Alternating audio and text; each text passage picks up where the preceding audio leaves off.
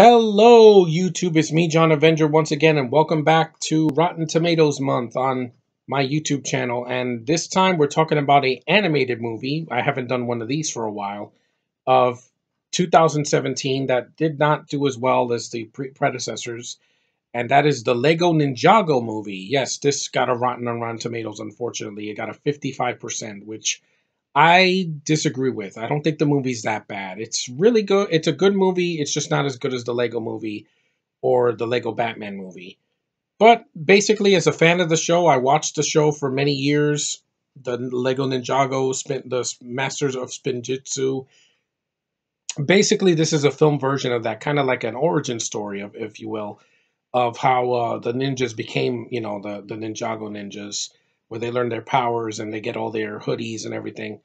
And the only difference is that the show had like a Canadian voice cast mostly. This has American celebrity voices doing the voices of the characters. So Lloyd is not the same voice in the show. It's Dave Franco is the main character, and basically he has a villain's father.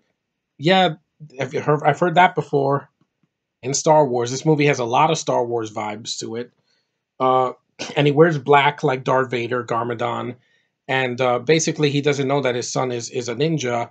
And of course, he encounters him in the city, because Garmadon's trying to destroy Ninjago City, and the ninjas have to stop him. It's a basic plot. It's not as deep as the Lego movie. It doesn't have as much emotion behind it. It's very crazy too. This movie is like an anime on speed. There's like dragons and freaking buildings crumbling, and a married couple running away, and there's stock footage of Bruce Lee going "Wah!" And I'm like, yeah, this movie's just crazy, man. It's a bowl of crazy sauce. Basically, you got celebrity voices who are really good in the movie. You got Zach Woods as Zane, and you got Dave Franco as Lloyd. Some of the other voices are hit and miss. I like Olivia Munn as the mom. She's very cute. I like Abby Jacobson is the voice of the black ninja. I mean the girl ninja. One of them that doesn't work is the guy. Was it Kamal Nagiani, the guy that does that he was in The Big Sick? I think his voice doesn't fit because he has an accent, and I'm like, it's not a bad accent in the movie. It's just here it doesn't fit because they're supposed to be Asian, and he's got like a Pakistani accent. I'm like, that's kind of off putting. Also, Michael Pena does a voice too. And I'm like, sometimes the accent just it doesn't fit with the time period. Garmadon's voice, I think, is great. He does a really good job. The guy has a really deep voice like this, and he always calls his son Lloyd, which is funny. But at first, it's funny. When he keeps saying it, it kind of loses its emphasis. And well, the film has some funny moments. There's some things that made me laugh. A lot of winking at the camera, like the Lego Movie did. Excuse me. The social commentary of the movie about how people are wrapped up in their technology and everything, and how people are prejudiced because they're like, oh, Lloyd is Garmadon. He is your father. You're a scumbag. You're worthless. It's basically what they did to Emmett in the Lego Movie. That they said that he's just an average guy. That he's a nobody. Here it's just that they judge him because of his father, but he's like, no, I want to bring my father back with me, so I could turn him good again, so we could be a real family again. Taking notes from the best movies ever made, and I'm talking about the originals, not rehash SJW's R Us. But anyway, yeah, the film is really it's short. It's like an hour and 40 minutes. It's not very long.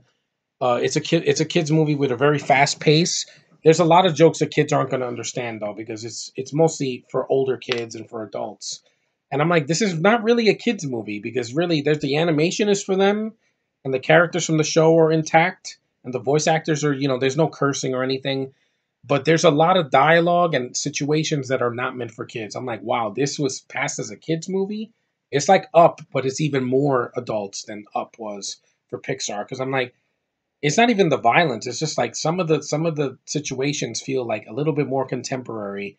And I was like, yeah, this is really not a kids movie.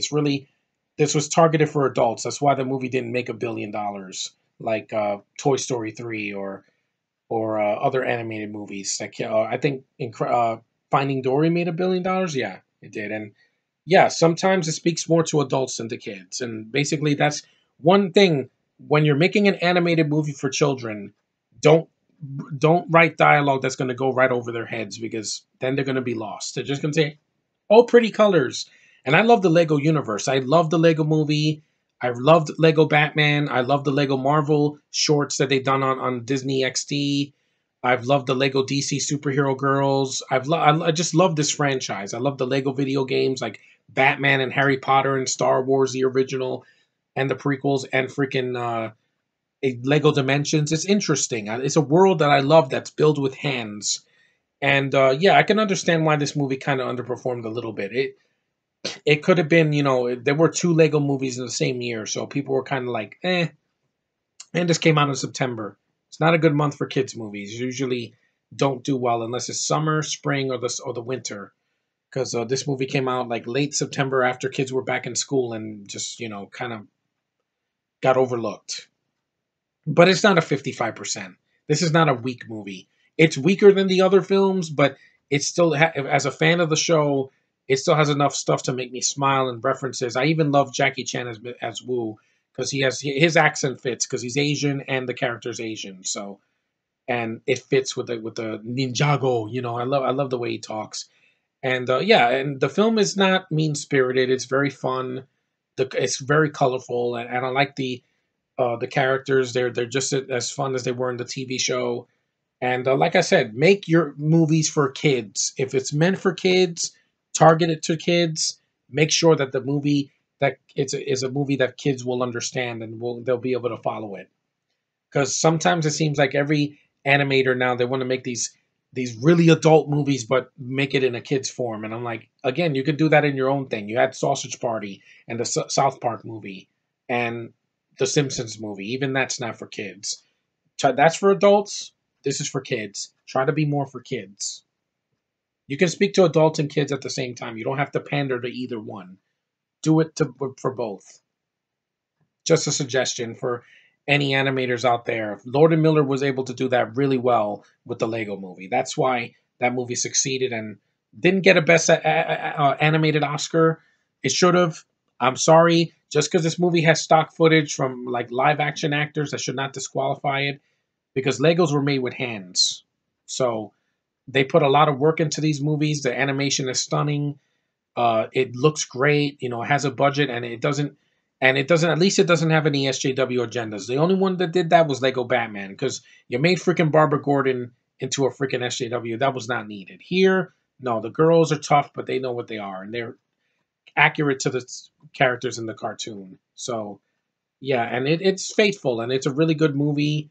I liked it. I would own this on Blu-ray maybe or DVD because it entertained me. As crazy as it is, and it is crazy. I mean, there's a couple of things I had a flaw with. I had a couple of flaws that I found in the movie. One, there's scenes that go on way too long. There's like two conversations that Garmadon has with his son.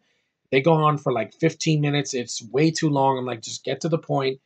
I'm your son. You're my father. There you go. You don't have to keep going, talking and talking and talking. That's probably what the critics were like. Yeah, that's just padding, and you don't have to pad the running time. Another problem I had was some of the voice actors were underused. Like I said, Olivia Munn's not in the movie very much.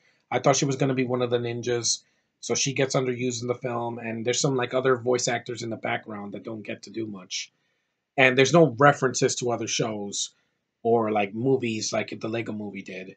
But for a the Lego movie sequel's coming out next year. I'm looking forward to that. This animation works for me. I think it's well done. The voice cast is spot on, and it's a good movie for kids, but it's more targeted for adults because of the themes in it, and it really hits home. But it was good for what it was. It's not a bad movie. The critics said it was bland and it's forgettable. No, I like the film. I don't think it doesn't hit as emotional as the Lego movie or Lego Batman or the other Lego stuff that I've seen.